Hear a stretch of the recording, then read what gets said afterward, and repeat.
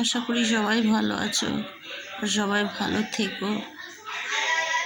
আমি খুবই অসুস্থ কিছুদিন যাবৎ, তাই তোমাদেরকে ঠিকঠাক ভিডিও দিতে পারছি না।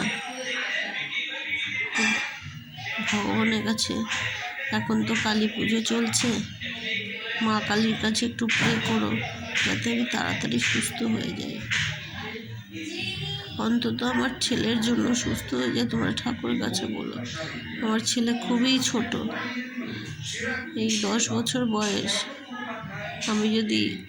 আমার যদি কিছু হয়ে যায় তো আমার ছেলেকে দেখবার মতো কেউ নেই, আমি ছাড়া একদম কেউ নেই। আমি একদম আপাতত বিছানার সাথেই আছি, সবসময় বিছানাতেই আছি। বেশি কথা বলতে পারছি না, শরীরটা প্রচণ্ড খারাপ। তো তোমরা ঠাকুরকে বলো যাতে আমি যেন তাড়াতাড়ি সুস্থ হয়ে যাই। আমার ছেলেকে দেখবার কেউ নেই আমি ছাড়া।